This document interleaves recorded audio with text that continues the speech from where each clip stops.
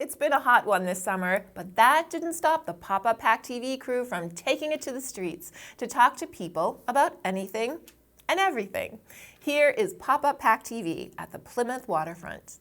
Hi, I'm Tiff Phillips from the local scene by PACTV, and we're here today at the Plymouth Waterfront to meet new friends. So grab your sunblock. Let's see what these folks have to say.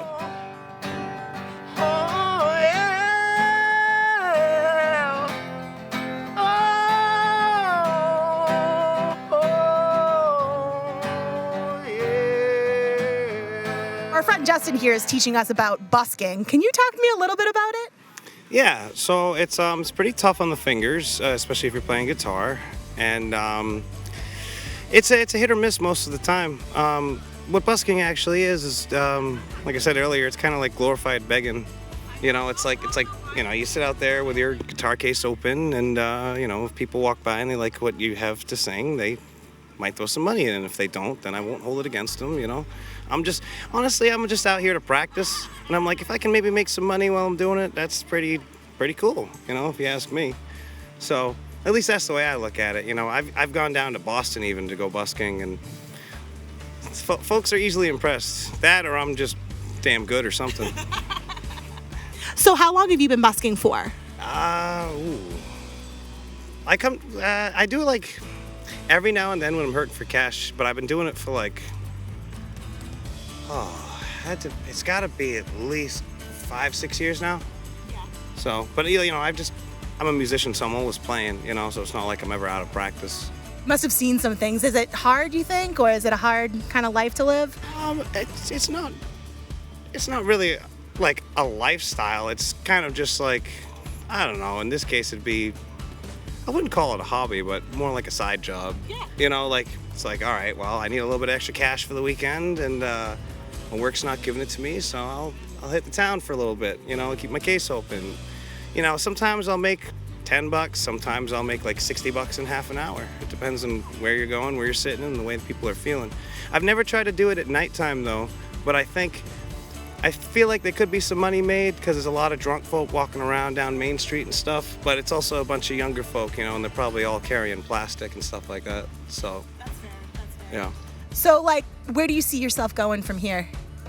You just kind of live it moment by moment? Pretty much day by day. Half the time I don't even know what day it is. I'm just trying to make it like every other artist.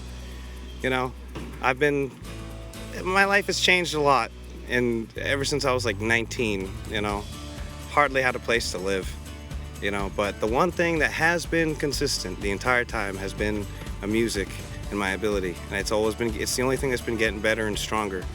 Everything else constantly changes. You can't trust anything, your own family even at this point, but you can always trust this. You seem so optimistic. What keeps you that positive? Do you play any instruments? No, I don't. Well, it's the best drug you'll ever do. It is, I haven't done too many drugs, but it's like, especially when you're on stage and the people are hooting and hollering just to hear what you have to say, that's the best kind of high you can ever get. And I guess you could say I'm addicted to that. You guys sold your house and now you live on 2 boats. You guys are living your best lives. Tell me a little bit about that. Well, we have a 40-foot sailboat here in New England, and we have a 50-foot motorboat back in Florida, which, when you look at the two of them, one is like a summer cottage and one's this house. The other one's rather much larger, but up here, up in New England, sailing's much easier, much more fun, I think, than motoring around up here. But we had basically, between us, we have 5 kids, and they, were living the dream. They all grew up highly functional, and they moved out of the nest, and he kept saying, well, we need to keep the big house because they're going to come back. I'm like, they're not coming back. We did a good job. They're functional. They have jobs. They have partners. They're living the life. So he's like, well, I guess you're right. And so we took advantage of the real estate market where people were getting out of Boston and coming to remote areas like Marion. Sold our house in a couple of days, and they wanted to take occupancy within 30 days, so we had to get a boat and get out. So it all happened really fast. Do you guys have any advice for people who are wanting to retire and wanting to make that big jump to a more adventurous life? What advice do you have for them?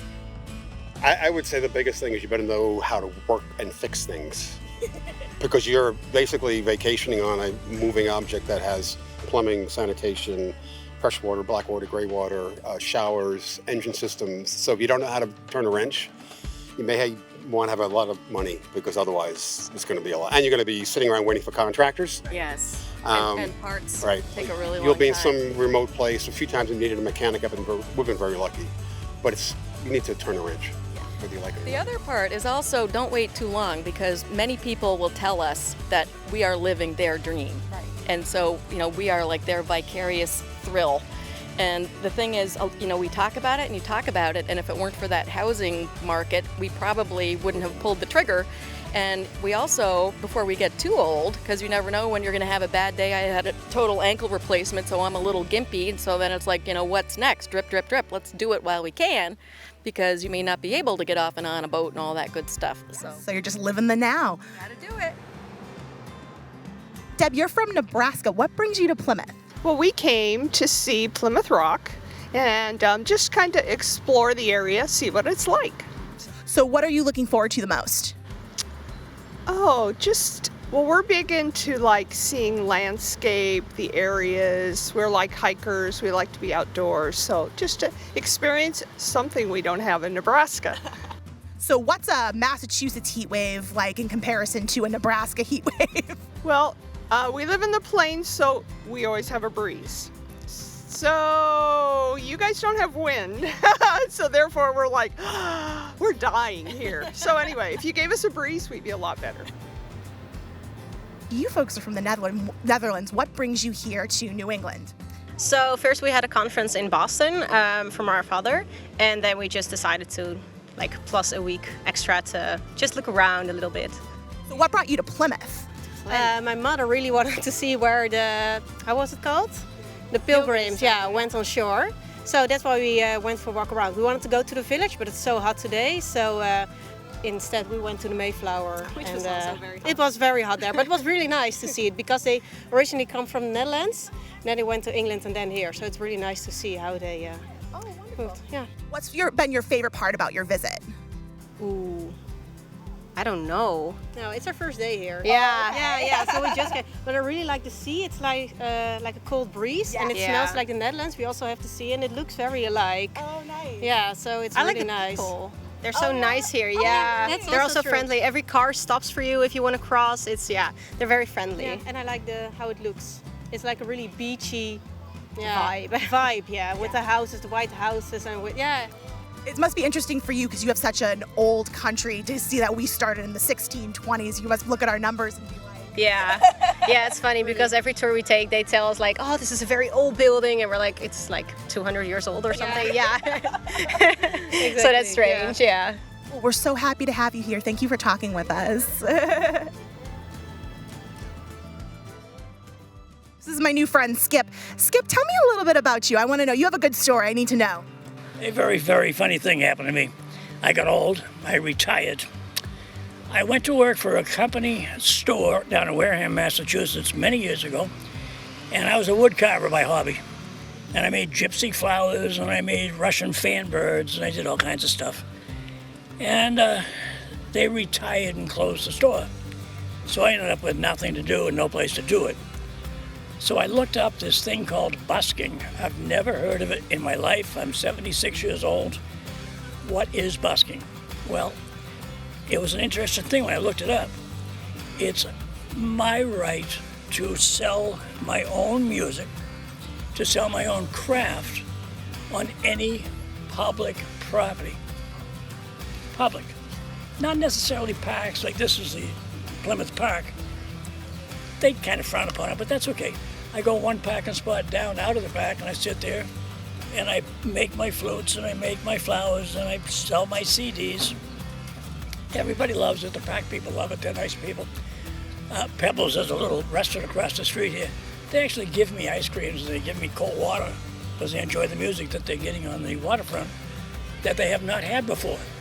Rather than just listening to motorcycles and cars going by, I've been here since May, and they listen to a Native American flute made out of a branch, which is kind of a weird thing, but being a woodcarver by hobby, I have learned how to make them.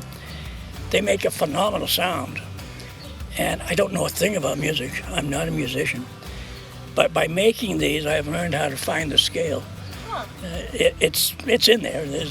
So you're self-taught? That's amazing. Yeah. Well, I had nothing else to do. I'm old. So that's a true story. You look younger than me. Well, I'll tell you what, I don't feel it.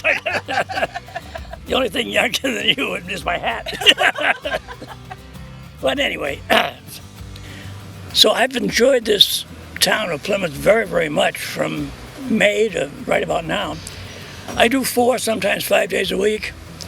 I was down here for the 4th of July. That was the wildest thing I've ever seen. The police department ushered me down to my spot with the street closed. I was the only one there for the 4th of July. And the police brought me in, and the police took me out. You're a star. Can you be? I have puppies that love me. The police don't seem to hate me. And I have a lot of fun doing this. It probably doesn't show, but I really love what I do. Now, I would like to take a minute. Don't want this to be a long interview, but I'd like to take a minute and just play it for you. Yeah, I'm going to leave it to it.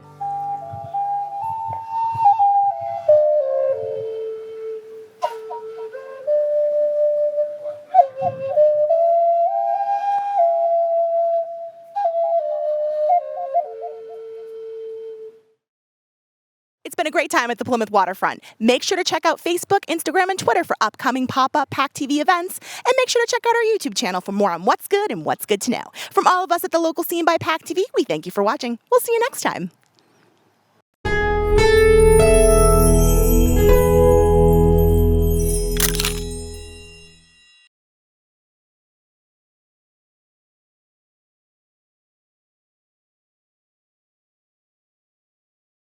Hi friends, if you like this video by the local scene, share the love and give it a thumbs up. Don't forget to subscribe.